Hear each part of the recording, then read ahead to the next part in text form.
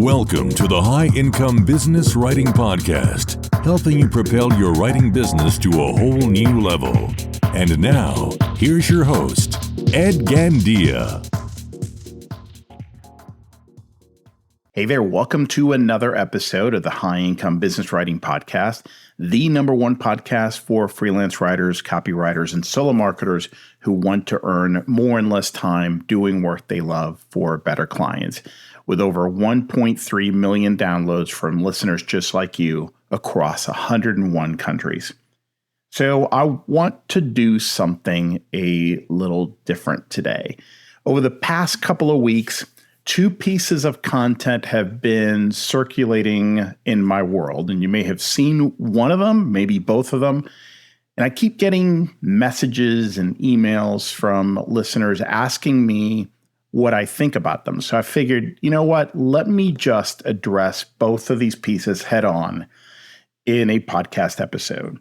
So the first one is a long essay by Matt Shumer, who's an AI startup founder and investor. It's called Something Big is Happening. This thing has gone viral very, very quickly. You've probably seen it shared on LinkedIn or in other social media channels. If you haven't read it, I'm going to link to it in the show notes. It's a fascinating piece. The second one is a response to that essay by Handley, who you may know is one of the sharpest marketing voices out there. Her piece is called Something Messy is Happening on AI, Panic, and Asking Better Questions. And I'm also going to link to that article in the show notes. Now, here's my general stance on the AI discussion. I've watched two unhelpful extremes spread fast in our world. And I'm not talking about Shumer or Handley. I'm just talking about kind of the two common narratives. On one side, you've got sleepwalking denial. These are people who still think that AI is a fad, that AI tools are garbage, that nothing is really changing, and AI will never live up to its hype. I'm generalizing. There are many different flavors of this idea, but so there's that one. The other side is the frantic doom. The sky is falling. Every job is toast. We're all doomed. This is going to be the end of humanity. Now, I'm not, again, saying that these are the camps of Shumer and Handley. I'm just pointing out that most of the discussions I hear and read are very much binary when it comes to this topic. And you know what? These extreme reactions are understandable. But both of them reduce your agency. They both leave you frozen. They just do so in different ways. So denial freezes you because you don't think you need to move. Doom freezes you because you don't think moving is going to help. What I want to offer today is a totally different stance. Clear-eyed, practical, creative, speed without panic, intention without paralysis. Because I actually agree with both Matt and Ann. And I also think they're both missing key elements in their arguments, which is why I'm recording this episode. I want to be very upfront about something here. This episode is, it's probably going to be longer than usual. We'll see. We'll see where it goes. I got some notes that I want to cover, but we'll see how long this ends up taking. I want to do the topic justice. I want to take the time to do it right because I think it deserves that kind of conversation. And I'm actually going to steelman both sides and show you what each one, Shumer and Handley, gets right. I'm going to push back on what I feel each one gets wrong. And then I'm going to spend the bulk of our time on the stuff that neither of them talks about or address in their articles. And that is how value actually shifts during disruption and what new paths are opening up for people like you and me. So let's get into it. Here's a setup. We got two smart people who looked at the same moment in time and came away with opposite advice. Matt Shumer is sounding the alarm. He's basically saying, look, wake up. This is real. The capability of these models has jumped dramatically, especially over the past couple of months. The denial is dangerous. And he's comparing this moment to February 2020, right before COVID flipped the world upside down. His message is essentially, look, if you're not taking this seriously right now, you're going to be blindsided, just like many people were in early 2020. And Handley, on the other hand, is saying, whoa, wait a minute, hold on. This story is messier than that. This binary framing by Shumer is manipulative. Panic is a trap. And she's pushing back on the breathless urgency and all the arguing that growth and capability curves hit walls. She's essentially arguing that adoption is human-shaped and that the gap between this thing works in a demo and this thing is replacing half the workforce, that gap is enormous. Now, here's what each side promotes. And I think it's important to name because understanding what you're feeling helps you respond more effectively. Shumer triggers urgency and fear, but he also triggers action. He's promoting action and fast action. He's saying, don't wait, start playing with these tools now. When you read his piece, you want to do something. I mean, I don't know, maybe it's just me, but I suspect that many people, if you read it, you feel the adrenaline. Your heart starts beating a little faster. And his message could be misread as, do something right now. There is no time to wait. Like, actually, stop reading, get on these models, start pushing them to their limits, start investing time every day playing with these the right way. Handley triggers something different. She triggers relief and agency. She makes you feel like, whoa, you can actually breathe. Slow down. Don't panic. She makes you feel like you still have choices, like the world isn't ending. But her message could easily be misread as slow down and wait. And my thesis for today's episode is simple. Both of these professionals are partly right, and both have incomplete messages. The missing middle is something I'm going to call value rebundling. And the bigger missing dimension is some new paths that we need to talk about. Not just defending your current job or your current business model, but building new leverage, or more specifically, creating new options for yourself that didn't exist before. So let's start by giving each one of these professionals a fair hearing. I'm going to steelman both arguments because I think they're both great and they both deserve steelmanning. So let's start with Matt because he's the one who lit the match. And look, I have to be honest. I think he's right about more than most people want to admit, especially in the freelancing community, especially in the marketing world. First, capability has genuinely jumped. And I mean genuinely. And this has happened more recent than you might imagine. And maybe that's why you were caught off guard, or maybe why you may have reacted negatively by his message. Many of the opinions floating around about AI right now are based on outdated tools and shallow use of these tools. So people tried ChatGPT in 2023 or 2024 and thought, it just makes stuff up, it's hallucinating, and they haven't seriously revisited since. I'm, of course, exaggerating here, but it's kind of like, I don't think this thing is ready for prime time. And that's like test driving a 1998 Honda Civic and concluding that cars aren't very fast yet. And, it's not even worth it. I mean, look, the whole M- argument in writing and in marketing circles is absolutely ridiculous. I honestly can't believe it's gone this long. And frankly, it's embarrassing. I'm embarrassed for people who still talk about this. If you're still talking or writing about the M- dilemma with AI, you're just fanning the flames of something that should have died 2 years ago, and you're wasting time. Again, it's embarrassing. What you need instead are repetitions, not takes. Using AI like a search engine is not reps. Asking it a few questions about your vacation or what to cook for dinner is not reps. Arguing about M-dashes and it's not X, it's Y framing, that's not reps. spending an hour a day pushing these tools into your hardest, most time-consuming work, that's reps. And the people who are doing that, they're seeing something very different from the people who are just forming opinions from the sideline and getting caught up in these distractions that are not productive. I say this as someone who uses AI daily in my work, in my coaching practice, in my content creation, in my client work, and in some new businesses that I've been creating. And I'll talk more about that a little bit later.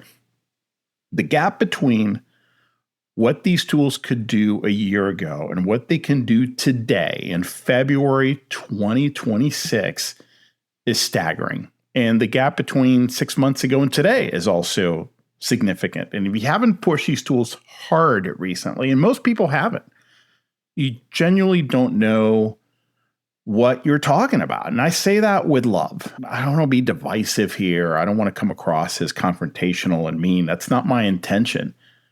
But we have to be honest and we have to take a look at these tools and just really, really push them to their limits, because I don't think you're going to find many limits today.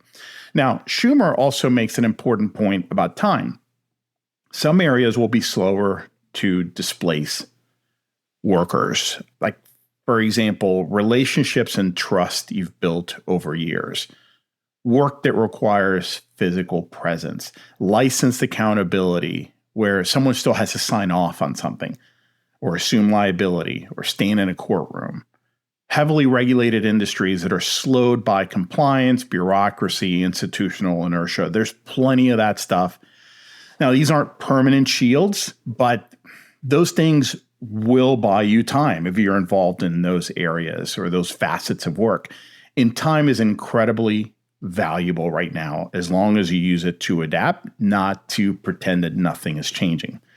One way I think about it is that for writers and solo marketers, it's the connective tissue that will remain a core human value add. So the relationships, the guidance and advice you can provide, the parts of the work that enable us to make the work human, to feel human to the reader, the QA layer that ensures that the work can ship with confidence, knowing what questions are worth asking to begin with, guiding the client to piece all these elements together, right? All that, I think of it as connective tissue.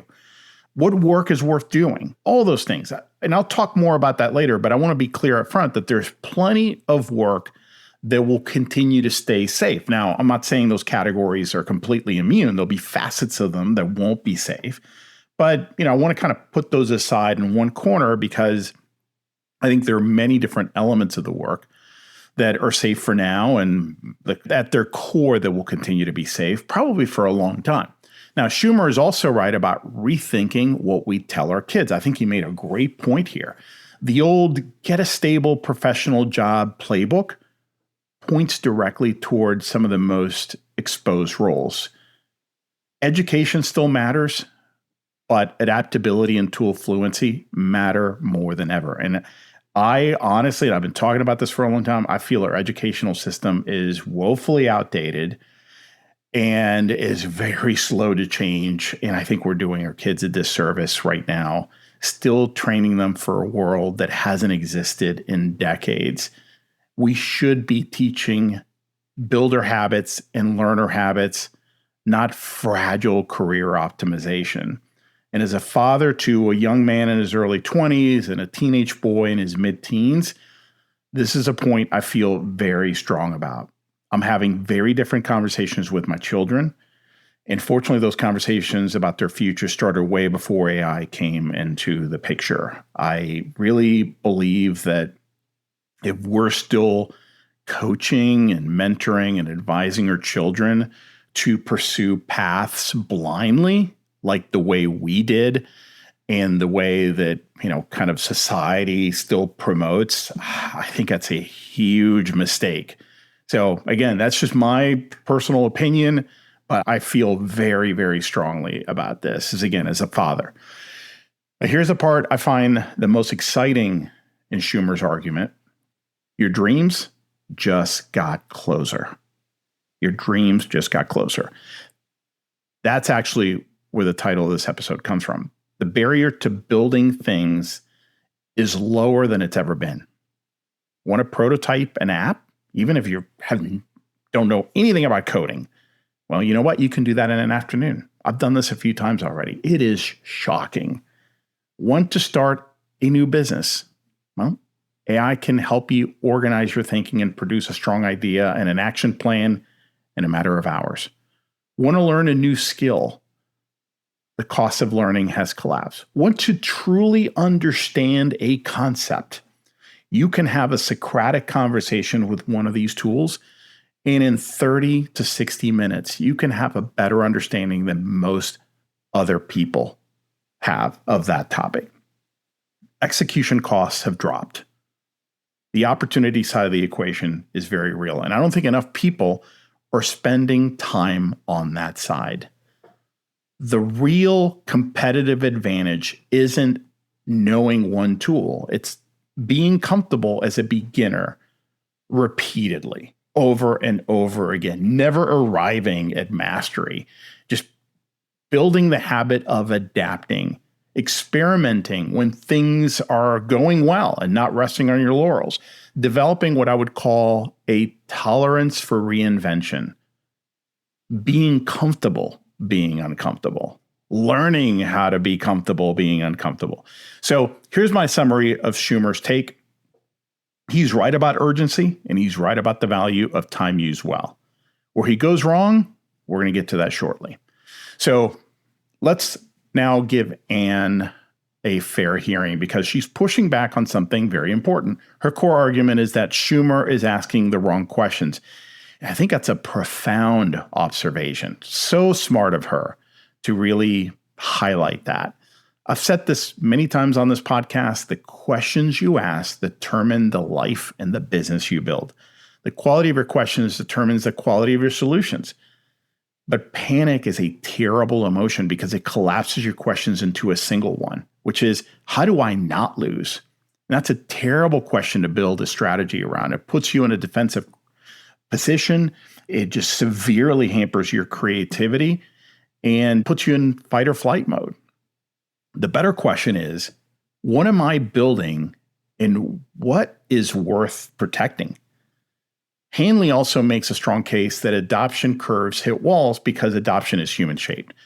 So AI capability can definitely jump very fast, but the rollout, the implementation inside actual organizations, actual workflows, actual industries, all that is slowed down by things like regulation, litigation, integration costs, resistance to change because we're human, institutional inertia, and plain old organizational dysfunction.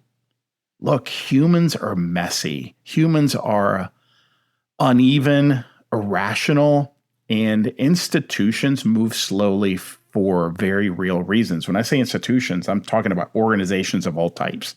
Okay, profit, nonprofit, government, NGOs. The bigger they are, the slower they move. Think about it. I mean, how many companies are still struggling with basic CRM adoption? How many organizations can't even get their teams to use project management tools that they're paying for? And just arguing here in Steelman's Handley's point of view, we're supposed to believe that those same organizations are going to seamlessly replace half their workforce with AI in 2 years. I don't buy it. Honestly, based on how incredibly capable these tools are today, the job displacement should be way greater than what we've actually seen so far. So in other words, if the process was really that mechanically efficient, if it had like no friction and basically a new capability gets put out there into the world, and it's so amazing that, theoretically it should be deployed in all these organizations immediately because we live in a capitalist society, then we would be seeing 2 to 3 times the unemployment levels that we have right now. But you and I know that that's not happening, at least not yet. And in fact, there's some research to support this idea. And it's very recent research. Vanguard just dropped some data that flipped the AI is killing jobs narrative on its head. And I say just, this is a couple of months old already. But in December of 2025, they released a report where they had studied 140 occupations with high AI exposure versus the rest of the labor market. And the results are really interesting. So basically what they found is that jobs that are heavily AI exposed are actually outperforming dramatically as compared to jobs that are not as exposed to the threat of AI. So one stat that I thought was really interesting is job growth from mid-2023 to mid-2025. Occupations that had high AI exposure, so in other words, high risk. These are jobs and roles that, AI has supposedly a very high probability that it will displace. Those occupations experience 1.7% annual growth during that 2-year period. All other occupations, 0.8 annual growth. So 0.8 as opposed to 1.7 for those occupations that are supposedly at risk, a very high risk of AI displacement. Another interesting statistic was real wage growth, pre-COVID versus post-COVID. So high AI exposure occupations jumped from 0.1 to 3.8% growth. All other occupations crawled from 0.5 to 0.7. So they barely moved. Now, again, Vanguard defines this AI exposed idea using essentially a framework that is based on tasks that AI could easily do faster and better than a human. So I'm talking about occupations where AI can handle things like rules-based cognitive tasks with moderate supervision, excluding roles heavy on face-to-face interaction, people leadership, or healthcare decision-making. My takeaway here is that professionals learning to work with AI are actually becoming more valuable. The wage premium is real, and that premium is growing. It may seem counterintuitive, but the market is rewarding those who adapt, possibly because companies realize that a worker with strong critical thinking skills and solid judgment, who also knows how to use AI intelligently, is worth way more than AI by itself. And in my view, everything else being equal, they can be worth way more than a worker who doesn't leverage these tools. And in fact, I could argue, and I'm just throwing a number out there, but a worker who knows how to leverage these tools very strategically in their roles can deliver 10x the value of their peers who do not leverage AI in their work at all. Again, I'm just throwing a number out there, but I'm seeing this in my roles. I'm seeing this in the roles of friends and colleagues in corporate America who know how to leverage these tools. And my gosh, it is amazing what they're able to do. And when I ask them about, well, is everyone in your department doing this? They say, no, I'm one of the exceptions. So anyway, back to Handley. She points out what I think is an ocean-sized gap that Shumer seems to hop over like it's a puddle. And that is the gap between this technology works in a demo and this technology is replacing 50% of jobs out there. That gap is big. It involves trust, liability, compliance, retraining, cultural change, and 100 other friction points that don't show up in a benchmark chart or in a tech investor's blog post. And she names what I think is a real danger in all of this, which is letting someone else's timeline and someone else's definition of winning determine how you spend your life. So I think one of her core messages, look, don't get on this panic treadmill. Don't let panic drive your decisions. Don't accept who wins the race as the only question worth asking, because when you do that, you've already ceded your agency to somebody else's narrative. My summary of her position, she's not saying ignore AI. She's saying protect your agency, protect your judgment. And I think she's absolutely right about that. Okay, so here's a synthesis, basically. Shumer is right about the engine. Handley is right about the road. Capability can jump fast, and adoption can still be messy. So both things are true at the same time. They're not contradictions. They're just different layers of the same reality. But here's the missing middle that neither of them is really addressing. Value doesn't just vanish. Value instead gets rebundled. So when a wave of disruption hits, the work doesn't disappear into thin air. It gets reorganized. It gets recombined. It gets repackaged. And whoever understands that process early can position themselves on the right side of it. And here's the bigger missing dimension that both camps seem to underplay. The story is bigger than your current job description. It's bigger than your current business model, than your current business, than your current set of services. AI didn't just threaten jobs. It collapsed the cost of building things. It collapsed the cost of building new ideas, new approaches, new businesses, new capabilities, new service offerings, new skills. And what does that do? Well, that creates entirely new paths that neither Shumer nor Handley spends much time exploring in their respective articles. So let me unpack both of these, starting with rebundling. This is really important. Rebundling is where I think the most practical insight lives here. And it's the concept I wish both of these writers had spent a little bit more time on, because it's very, very important. Now, to be fair, each of these articles was tightly focused on one big idea. So I respect that. I mean, as a writer, I get it. Like, you can't address every possible angle, every possible issue or idea or whatever, because had they gone down this path of rebundling, each article would have turned into a book. And I'm sure that wasn't their intention. They were trying to keep their arguments tightly focused. But, unfortunately, when you do that, it actually raises more questions than it answers. And that's how I felt after reading both. I'm like, I get it. I actually agree with both of them, but they're missing something really, really key that makes this idea practical and valuable for my audience. So that's why I'm taking the time to record this episode for you. But anyway, let's get back to rebundling.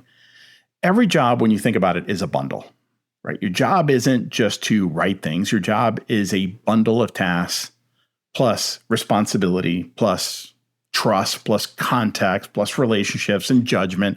And all this is wrapped together into something an employer or a client pays for. Think of it like a music album. I really like this metaphor because I think it works pretty well. So it's a bundle of very specific songs, a record album. And back in the day of vinyl and cassette tapes and CDs, if you wanted to own that hit song, you had to buy the whole album. I'm talking before iTunes, before streaming music. For those of you who remember what it used to be like, you had to buy the whole bundle, even though you knew that half the songs weren't really that great, especially, let's face it, right? Toward the end of side B, those last few songs were an afterthought. It was like filler. And it's like, well, maybe after a while I'll start liking them. Many times they were just garbage. When AI comes along and lowers the costs of the tasks, organizations don't just delete the job overnight. They redesign the bundle. They figure out which parts of the bundle still require a human, which parts can be automated, and what new responsibilities need to be added to this. So the right question is not, will my job disappear? Will my business disappear? The right question is, what will my work be repackaged into? Whether I do this proactively or whether the market does it for me. And here's a critical line I want you to remember from this episode, because it might be the most important thing I say to you today. Value gets rebundled. If you do nothing, someone else rebundles you. Okay? Value gets rebundled.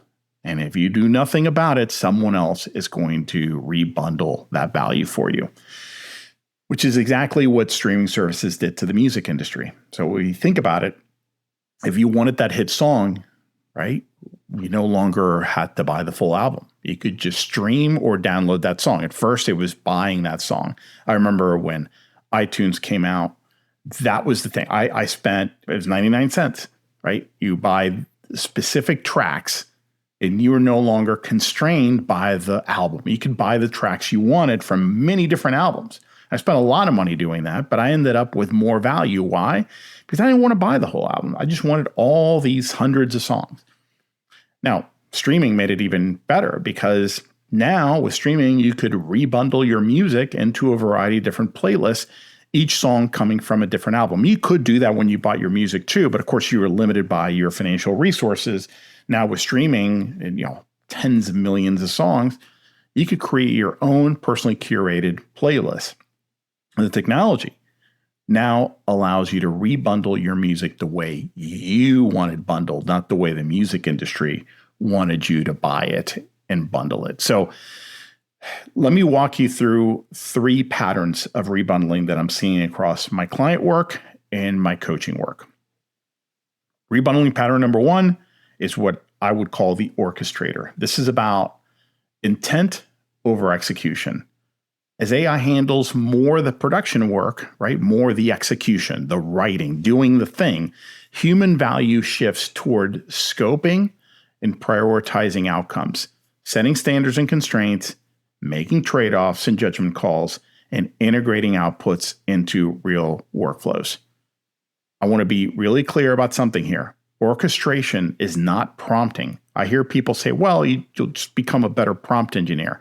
No, prompting is a tactic. Orchestration is product thinking applied to work. It's deciding what needs to exist, why it matters, what good looks like, and how all the pieces fit together.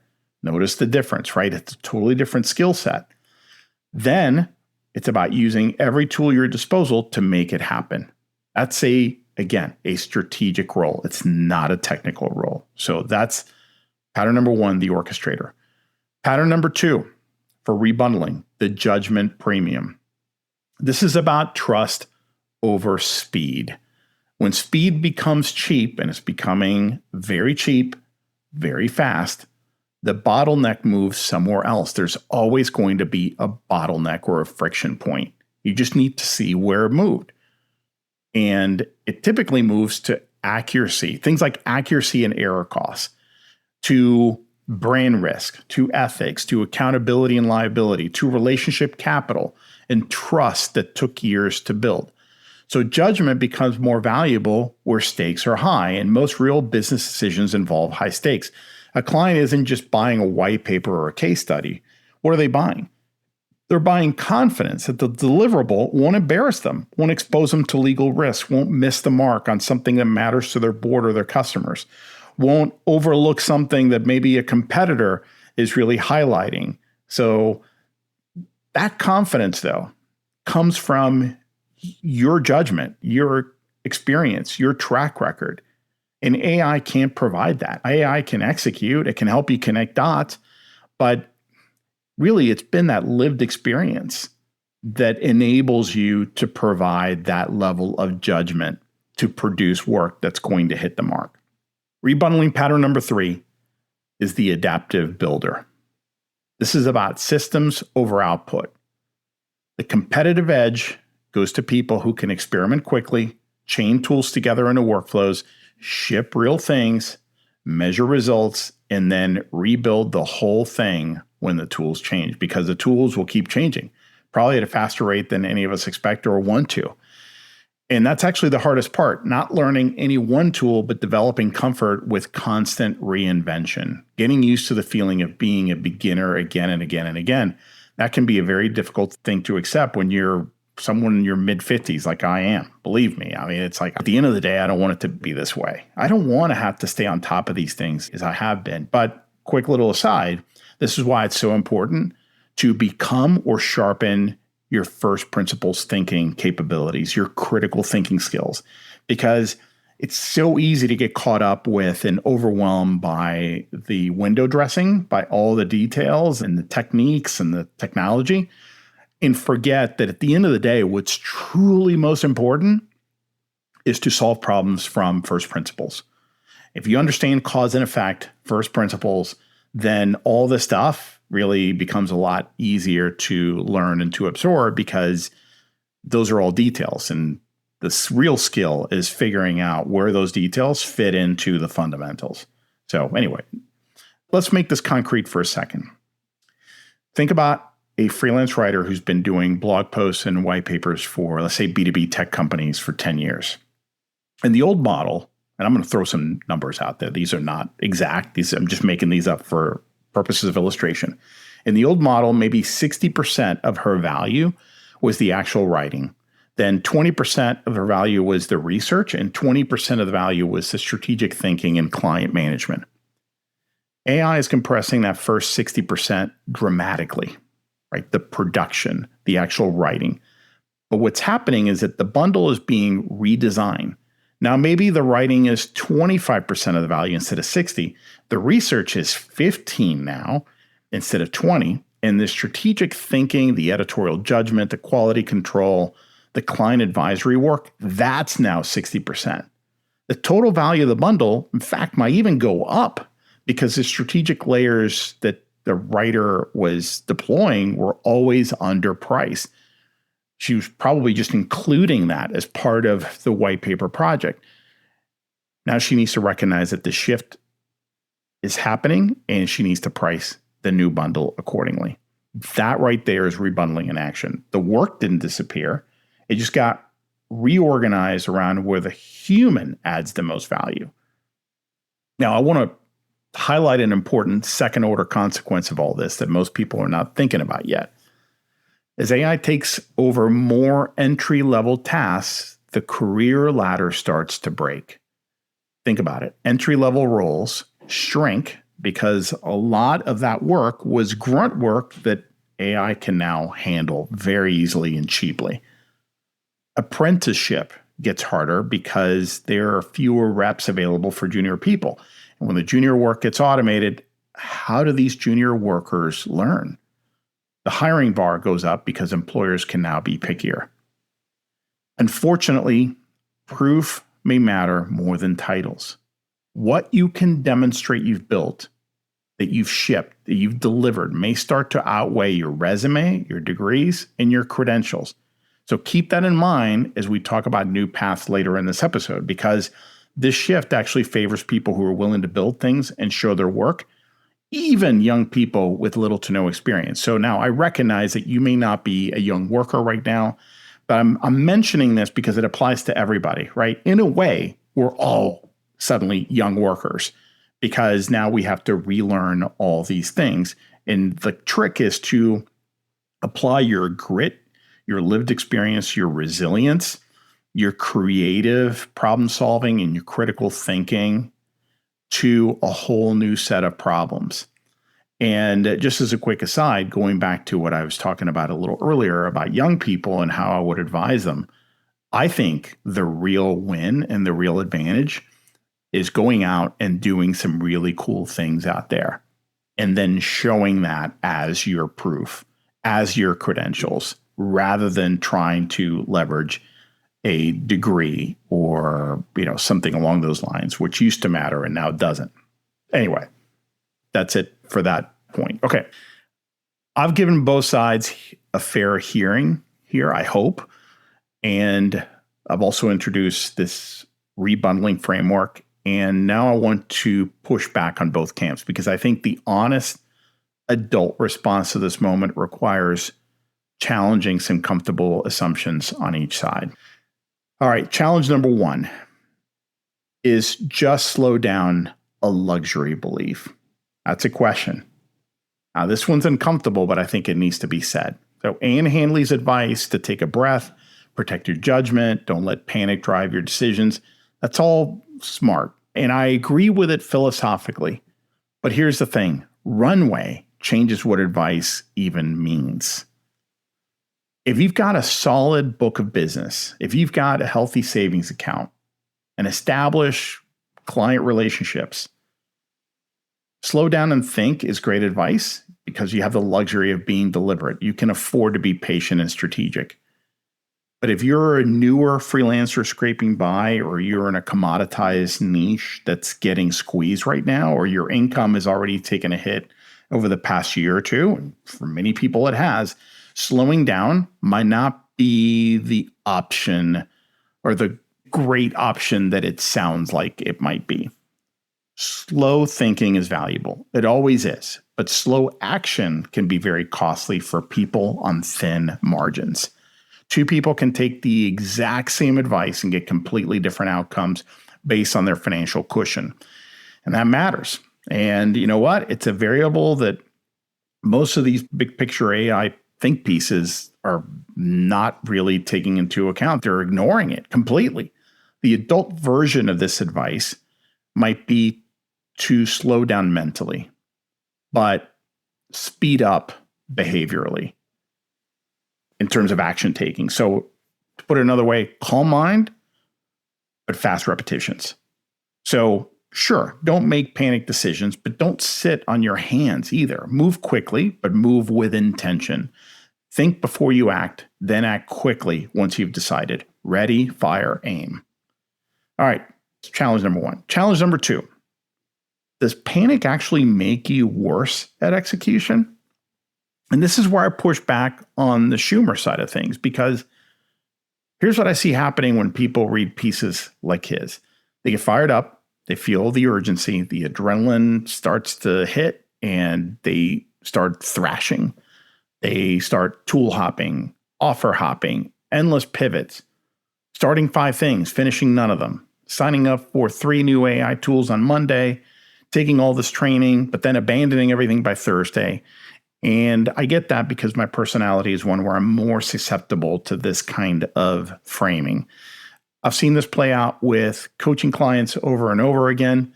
Someone reads a scary article about AI on Monday, and by Wednesday, they've completely abandoned their current strategy in favor of something they saw on a LinkedIn post. 2 weeks later, they abandoned that too because another scary article came out. Nothing ever gets traction because the anxiety just keeps them churning every week. And that's obviously not a good strategy. It might feel productive when you're doing it, but it's actually destructive. I know a writer who last year read one of these AI is going to replace everyone articles and immediately scrapped her entire content strategy to pivot to AI consulting. She had no framework, no offer, no client conversations around it. She just panicked, abandoned something that was working in favor of something that sounded urgent. A few weeks later, I want to say 6-8 weeks later, she had no momentum in either direction. She had burned her bridge to the old thing and hadn't built one to the new thing. And that's irresponsible. That's avoidable. The antidote to thrashing is finishing. So pick your next move, something you can test quickly, something you can test cost effectively, execute it, ship it, then evaluate. Don't evaluate mid-stride based on someone else's opinion piece. So here's a core idea I want you to take away from this section or this pushing, which is to focus on speed without panic. Focus on intention without paralysis. No denial, no doom, no thrashing. And that's, I feel, the adult response here. I know it's harder than picking a side. It's harder than just being scared or just being dismissive, but it's the response that is actually going to work in the real world. All right.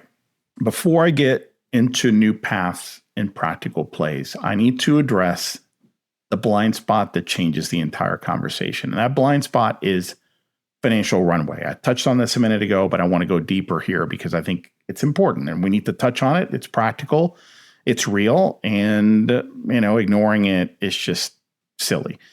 Your financial position matters enormously right now and will continue to matter for a while. This transition is partial and uneven. Entry level and commoditized roles are feeling it sooner than senior relationship heavy roles. And I think most listeners of this podcast are a little bit more senior, more experienced. So, we may not be feeling it as much as younger folks just kind of entering the business now or who have entered the business recently. 2 people can take the exact same advice and have completely opposite results based on how much runway they have. Someone with 6 months of savings, a diversified client base, deep expertise in a valued market or niche, and even with a working spouse or partner, that individual can afford to experiment. They can afford to pivot thoughtfully, to test new offers, to absorb a few failures. Someone who's living invoice to invoice with 1 or 2 clients doesn't have the same luxury. Their margin for error is razor thin because a single lost client or a project they were counting on, they get scrapped, that could suddenly become a crisis. So I want to be really practical here. If your financial runway is short, your first goal is not figure out the future of AI. Your first goal should be building runway, period. Reduce your burn rate where you can. Increase your reliable income, even if that means taking on work that isn't your dream work. I've talked about KTLO projects, keep the lights on projects. There's no shame in doing that. Create a small second stream of income if you need to. Productize something you already know how to do, even if it's small. You're going to have to get very creative here and resourceful. So I know nobody wants to hear that who's in a situation like this. And they might say, well, easier said than done. Of course it is. Of course it is. I acknowledge that. But look, you can't control the macro timeline. You can't control how fast AI advances or how quickly your industry adapts, but you can control your response speed, your proof of value, and your income mix. Runway gives you options, and options give you agency. And agency is what this whole episode is about. Everything I'm going to share in the next two sections assumes you have at least some runway to work with. And if you don't, I would strongly suggest that you build that first. I can't stress this enough. The best strategy in the world is useless if you can't keep the lights on long enough to execute it. That means you're going to have to get creative. And I know you're going to want to say again, oh, Ed, that's not going to happen. I'm never going to escape this hole. Well, I mean, you can create your own reality. And if that's what you believe, then you'll probably stay there. So again, none of this is comfortable, but I'm just trying to be as practical as possible here. Can you move forward anyway, even without financial runway? Well, sure. And many others have done so in the past. We love those stories in America.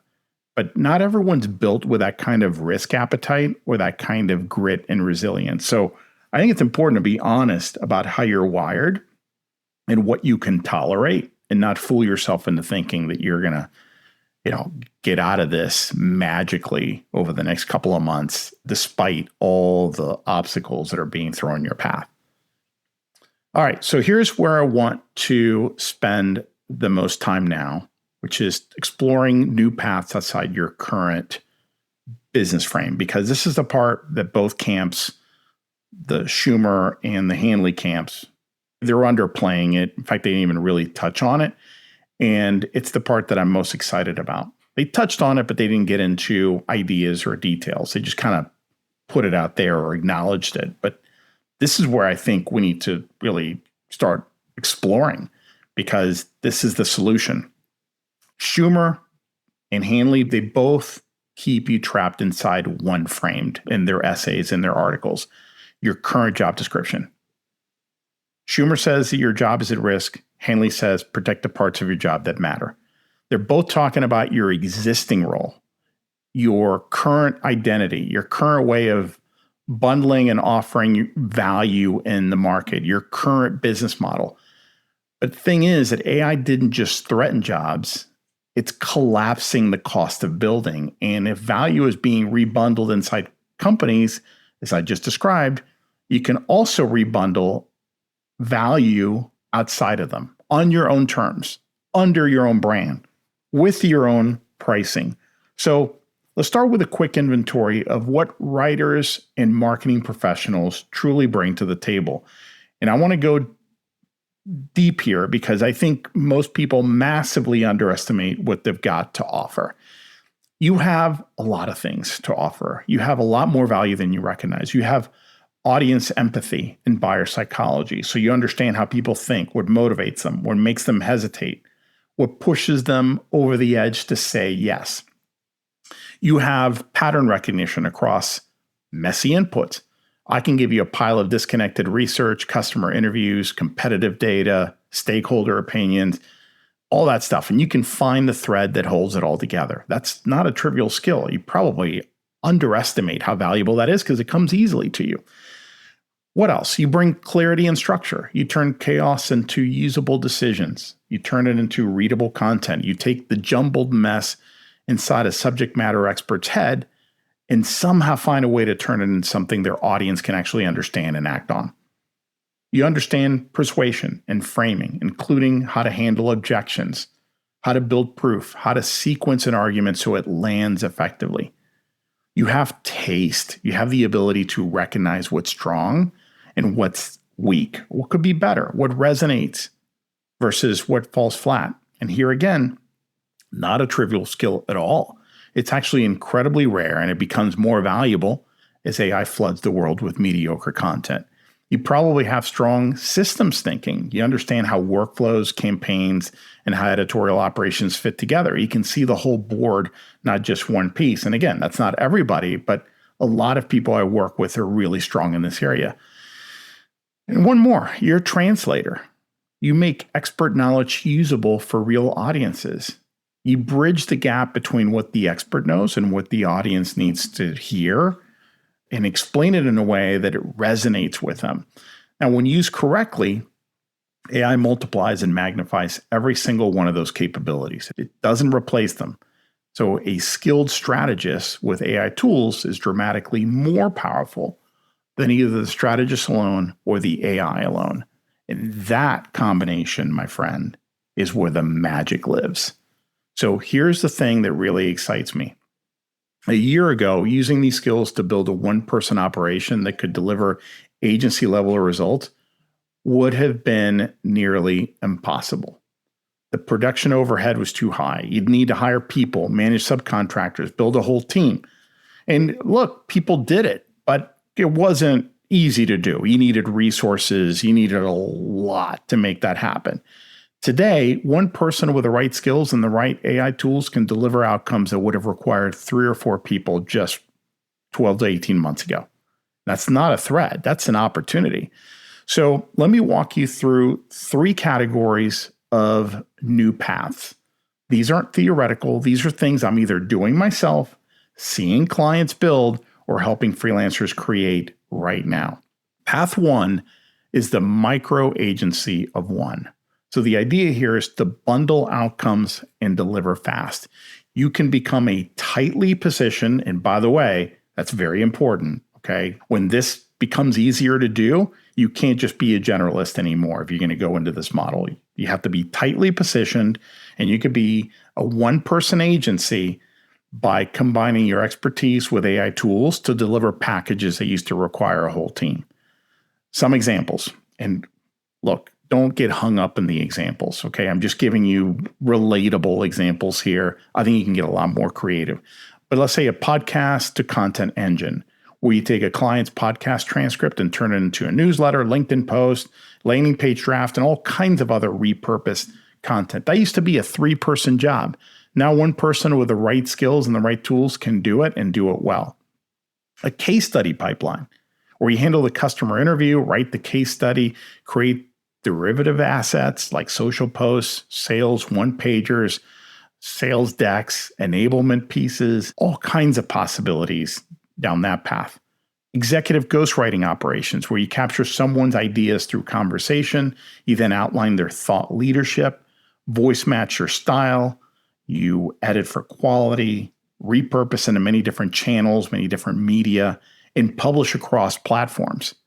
So again, those are just some basic examples. I think there's a ton of room for creativity here. The possibilities are endless, limited by your imagination alone. The core idea is the same. AI handles the production heavy lifting while you handle the strategy, the quality control, voice matching, the client relationship. Again, all the connective tissue I talked about a little bit earlier in the episode. The output is a complete solution, not just a single deliverable, and you can charge accordingly. Okay, so that's path 1, the micro agency of one. Path 2, productized workflow.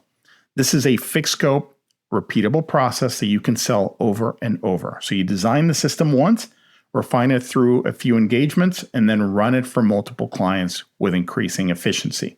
Some examples. You can include a voice of customer sprint, where you deliver themes, a language bank, key objections, and messaging angles based on customer research.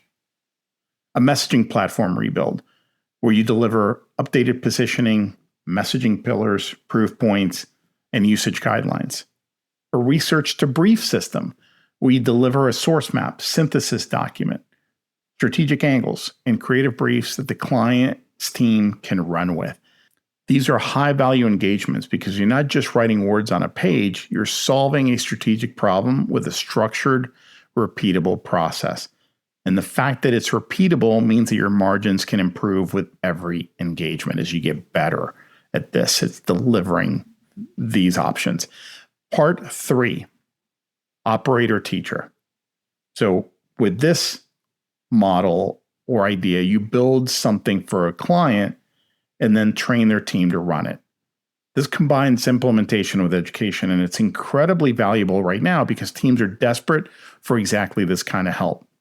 Now, this could take many different forms.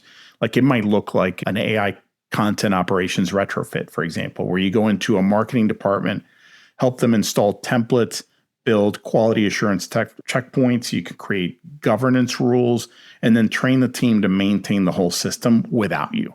Or it might be a broader AI adoption project for a marketing team where you identify the best use cases, select the right tools, set editorial standards, and manage the rollout over 4 to 6 weeks. I've talked about this category in previous episodes. I keep coming back to it because the demand is strong, it's real, it's growing. Teams know they need to adopt these models, these tools. They just don't know how to do it without making expensive mistakes. And you, with your combination of writing expertise and AI knowledge, are perfectly positioned to guide them through it. I'm personally focused on this one, and I'm looking to expand this as an offering this year in the mid-sized corporate market. The emphasis on, and from the very top, from CEOs and leadership to adopt these tools is growing rapidly. And that's creating all kinds of pressure on marketing teams, GTM teams to adopt these tools the right way. And there's way more than just training, as I just described. There's process, there's governance, there's QA, all kinds of elements that come with that. Now, let me expand the imagination even further with 4 additional examples of micro businesses that writers and marketing pros are uniquely qualified to build. Example A, the offer doctor. So here you can fix messy offers so they actually sell. Think about how many businesses out there have a great product or service, but a terrible offer. And the messaging is probably a big part of the problem. It's confusing, or maybe the positioning is off, which points to why the messaging is also off. The proof is missing. The objection handling is non-existent. Your deliverables could be an offer teardown, a complete rebuild, and a launch kit that includes updated page copy, email sequences, a sales call, talk, fast track, FAQs, an objection handling guide, those sorts of things. This is pure writer skill. Diagnosis, structure, persuasion, and proof logic. And it's extremely valuable because a broken offer is costing that business money every single day. Example B, the sales conversation studio. So here you could build sales conversations as a system. Most companies have salespeople who are winging every call, but they also typically have 1 or 2 sales reps who are doing things really, really well and delivering 80% or more of the company's results. So the question becomes, what are these people doing well that everybody else is not doing? And how do we codify what they're doing effectively so that the others can leverage those talents? Your deliverables would include a discovery call blueprint, an objection library organized by type and severity, a follow-up sequence for different scenarios, and even a CRM notes template so the team captures the right information consistently. Writers are perfect for this because it's all about sequencing, clarity, tone, trust-building language, that sort of thing. And most sales teams are terrible at this stuff, and they know it. They just don't know how to fix it. All right, moving on to example C, the category intel brief. This is a paid monthly insight product for a specific niche. So every month, your subscribers get a brief that covers things like what changed in the industry, why it matters, what to do about it, a swipe file of strong examples, and a signals dashboard showing where things are headed. This leans on your research skills, your synthesis ability, your point of view, and your ability to explain complex things clearly. If you have deep knowledge of an industry, or better yet, a specific niche sector inside an industry, this can become a really compelling recurring revenue stream for you. One more, example D, the ops tool founder. This one is a little different, but it's based on my own experience. I've spent the past year or so working inside 2 home services companies, and what I've seen are repeated bottlenecks that cost these businesses real money every single week.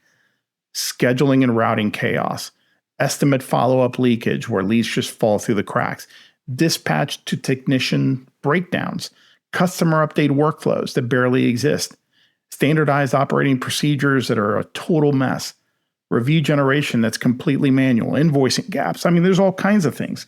And if you're embedded in an industry like that, and you see these patterns repeating across multiple companies, you can pick one expensive, frequent pain point and build a tool or automation around it. You don't need to be a developer. You can prototype with AI tools. You can validate with no-code platforms, and you can decide later whether it becomes real software or not. You can even partner with a technical co-builder if it gets this far. You can start with these tools. I'm telling you, Claude Code, Claude Cowork, it's amazing what you can do with these tools. And these are some of the examples of this new stuff that's come out in the last month or two that Shumer was referring to. Now, I'm doing this right now as I record this episode, and it's incredibly exciting because I'm solving real problems that deliver real and tangible results immediately for these businesses. And seeing that expression of joy on a client's face is priceless when they experience the results that you help them create. And here's a key insight. You can monetize before you even have a product. You can run a paid implementation sprint, a fixed scope, 2 to 4 weeks. You can document everything, templatize it, and repeat it for the next client. And then decide later if it becomes a tool you want to keep selling. By then, you'll have proof. You're going to have revenue. You're going to have clarity about whether this is a real business, and then make those decisions. Or heck, you could just do 1 or 2 pilots for free in exchange for a case study, a strong testimonial, and their agreement to be a reference for you, which is an approach that I really like and that I've personally done and do myself when it comes to these sorts of things. Now, I want to add some important guardrails here so this stays grounded and doesn't turn into a daydream. You do not need 10 side hustles. You need one strong idea, one proof path, one repeatable delivery method. The goal is traction and runway, not novelty. Not excitement, not the thrill of a new idea every week. Just pick one, build proof, ship it, iterate. That's the discipline. Okay, so let's bring this home with 4 concrete plays that you can start running this week. Not next month, this week. Play number 1, push AI into your hardest work. Now, this is Shumer's play, and it's a good one. Stop using AI for Mickey Mouse tasks. Stop asking it trivia questions or having it write your grocery list or summarize articles that you could read yourself in 5 minutes or to write a first draft of something. Yeah, those are meh ideas. Those are meh applications. Instead, pick one painful task that takes you hours every week, the thing you dread, the thing that eats your time and your energy. Spend 1 hour a day this week trying to get AI to handle most of that task. Iterate, rephrase, give it more context, try a different approach, then document what works and turn it into a repeatable process that you can use every time. 1 workflow per week. That's the pace. In a month, you can have 4 new workflows if you follow that. In 3 months, you can have 12, and your efficiency will have improved dramatically. Now, more importantly, your understanding of what AI can and can't do will be based on real experience, not hot takes.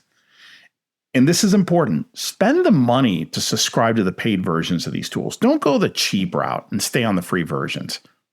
The free versions don't have the latest models, and they have way too many usage limits that you're going to run into.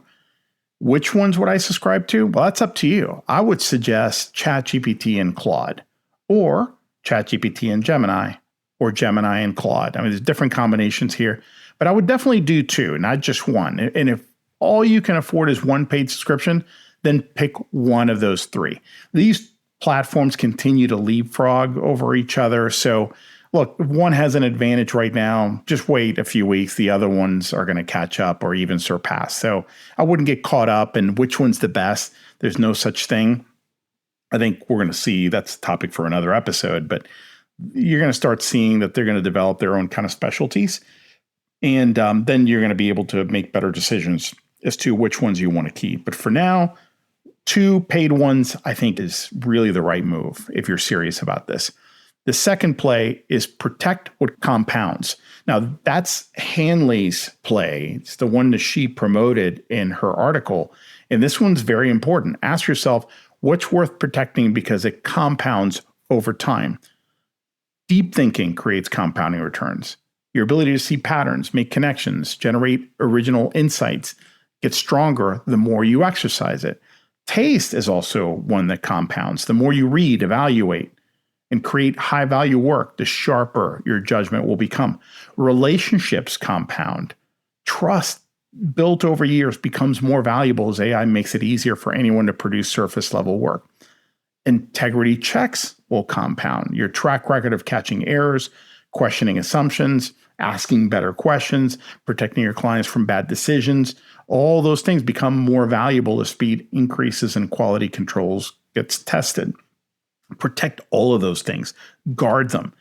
But meanwhile, automate the stuff that doesn't compound, like rote drafting of basic logistical content, internal stuff, right? Formatting, first pass research, variations, admin work. Learn how to get AI to handle these things so you can invest more time in the high compound activities that build durable value. All right, play number 3. Use the 2x2 map to decide where to focus. So I want you to picture 2 axes.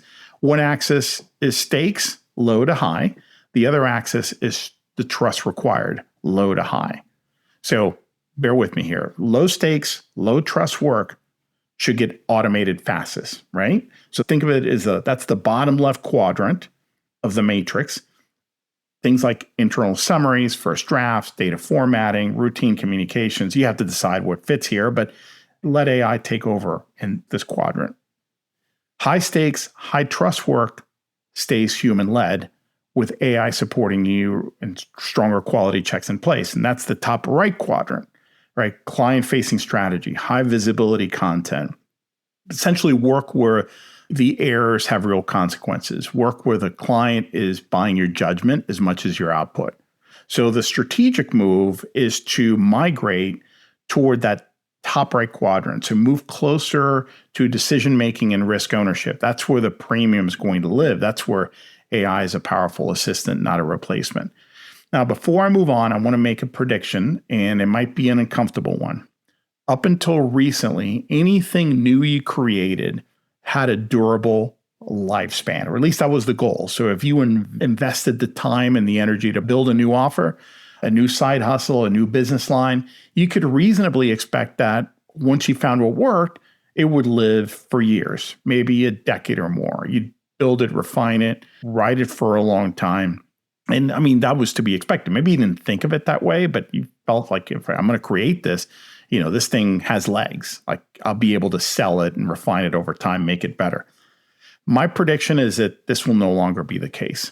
The things you build from here on out will probably have shorter shelf lives than you're used to. The competitive moats aren't going to hold as long because the landscape is shifting faster than it ever has. And I know that sounds strange given everything I just shared about building new paths. You might be thinking, well, Ed, why are you telling me to build all these things and try all these things if they're just going to have a short lifespan? Why even bother? Well, because it's still worth doing. In fact, it will be your only real option. I think many of us are going to create a series of businesses over the next few years. Some are going to last a while, but most will have shorter lifespans than maybe we expect or we would like, and that's okay. Because each one teaches you something. Each one builds proof, generates income, and positions you better for the next one. The skill that matters most going forward isn't building one perfect permanent thing. That's old world thinking. The skill that really matters is getting good at building, shipping, learning, and rebuilding over and over. That cycle is the durable skill. The individual businesses might be temporary, but your ability to create and learn is going to compound forever. So just remember that, and don't let the shorter shelf life scare you out of building. Let it free you from perfectionism. This thing only needs to work for 18 months instead of 10 years. guess what? You can launch it faster, test it sooner, and move on when it's time. And that's the approach I'm taking. These new things that I've been trying and building, a big part of me wants them to last for a long time. But I came to the realization, this has been very recent over the past weeks, like, you know what? I'm probably going to have to continue to iterate and reinvent and just create new stuff and then reimagine new ideas, because that's where we are. And I'm okay with that. As long as I'm having fun, I'm okay with that, because it's a creative act. And at the end of the day, I'm a creative individual, and so are you. So I think you have way more to offer and way more capability than you even give yourself credit for. Now, with that in mind, I want to give you a call to action. I want to make this practical. And that is a challenge to build proof and launch a micro offer in the next 14 days. This is the most action-oriented play that I'm giving you, and it's the one that I think is going to scare you the most. And if it does, good. It should be scary. That's how you know you're getting out of your comfort zone. And you know what? Your biggest dreams are on the other side of fear. So more reason to go after them. I want you to pick one adjacent capability to stack onto what you already do today, something that's one step beyond your current comfort zone. And then I want you to create one proof asset. For example, a teardown of someone's messaging, a before and after case study, a mini audit you did for free that demonstrates your approach, a public experiment where you document your process and results. Then I want you to launch a fixed scope micro offer designed to create both proof and income. Keep the scope tight. Keep the timeline short. 2 weeks of delivery, 4 at the most, and price it affordably enough that someone can say yes without a long approval process, but a fee that's high enough that it feels real. Then iterate. Tighten the scope based on what you learn. Raise the standards. Refine your positioning for it. Drop the parts that don't work and double down on what does. Notice that I'm not talking about optimizing your fee and profitability. That comes later. Right now, you're just trying to get out there and try something and iterate. You don't have to have it all figured out. You need to create something that's going to generate real feedback from real prospects and clients. That's how you'll learn what the market actually wants. Not by thinking about it, you learn by testing it. So here's what's going to happen, just so you know. Your first offer, guess what? It's going to be imperfect. It might even be a little messy. It might even flop and be a total failure. That's fine. Your second offer is going to be better because you're going to know what landed and what didn't land. Your third offer will be even better. And by the time you've done it 5 or 6 times, you're going to have something that's tight, valuable, and very well and clearly positioned. You can't get there by thinking. You can only get there by shipping. It's only once you get out there that you'll see when and how you need to iterate. In fact, in 90% of cases, I will predict that your final offer will look very different from the version you started with. And you know what? That's okay. That's something that I have a hard time dealing with sometimes, because I think, I just wasted all those months or weeks, on this idea and taking wrong turns and hitting dead ends. And, the solution where I ended up now is so much better. Why can't I have just gotten here directly? Well, that's not how it works. Okay. So sometimes you get to the most obvious place by taking a bunch of wrong turns and facing a bunch of dead ends. That's just how it works. So let me bring this all together. The point is not to outrun AI. You can't do that, and you don't need to do that. The point is to rebundle yourself and your value before somebody else rebundles you. No denial, no doom, no thrashing around like a lunatic. Choose one lane, build one proof asset, ship the offer. That's it. And then you're going to get the feedback, and that's how you know how and where to iterate. That's the whole game right now. You don't need to catch up to everything. You don't need to master every tool, follow every trend. You don't need to read every breathless think piece or reinvent yourself overnight. You need to get good at one thing that matters, and then you need to finish. Because here's what I've noticed after coaching hundreds of people through difficult transitions like this. The people who win are not the smartest or the most talented necessarily. They're the ones who pick a lane and just finish something. They see it to completion, unless halfway through they realize they need to take a different turn. And that's fine too. That's still finishing. They build proof. They ship, they iterate. They don't get paralyzed by the vastness of the change around them, by all the different options. They don't get seduced by the next shiny object. They focus on the concrete steps and they take it. They just focus on that path and set everything else aside for now. That's the adult response to this moment. It's not denial, not doom, not thrashing around, not sitting idle believing that everything's going to be okay and you just need to let things pass. That's hope, and hope is not a strategy. I'm going to leave you with one more thought. When I look back at every major transition in my career, from corporate sales to freelancing, from freelancing to coaching, from coaching to what I'm building now, the pattern is always the same. The transition felt scary in the moment. The path forward was unclear, in some cases very much unclear. I couldn't see more than 1 or 2 steps ahead, but I picked a direction and I just started moving. And the clarity came from the movement, not from the planning. And I got to tell you, more than 50% of people I've worked with over the years, they focus way more on the planning and less on the movement. Planning only gets you so far. The magic happens with the movement. The movement is what matters. This moment right now is no different. You don't need perfect clarity. You need forward motion in a roughly right direction. The details will sort themselves out as you move. You need to trust that they will, because they always do. Shumer is right that the engine is powerful and it's accelerating at a compounding rate. Handley is right that the road is messy and human. And you get to decide how you drive. Build leverage quietly. Let the results speak for themselves. The future belongs to those who act. Now, one more thing before I let you go. If you found this episode useful, I'd really appreciate it if you shared it with a colleague or a friend who's wrestling with some of this right now. These conversations are important, and they're also better when people are having them. And I think the nuance is really, really important and matters more than ever right now, because this binary thinking that we tend to fall into is not productive. And if this is something you'd love to be supported through, I recently started working one-on-one with writers to help them package their AI knowledge into premium offers and side businesses or consulting services. This is a half-day workshop where we meet privately over Zoom, just you and me, to build your complete offer together. And then I stay in your corner for 3 weeks while you pitch real clients. It's very tightly scoped with a very tight time box for a reason. It's so you start taking action immediately. I open these private spots as I have availability.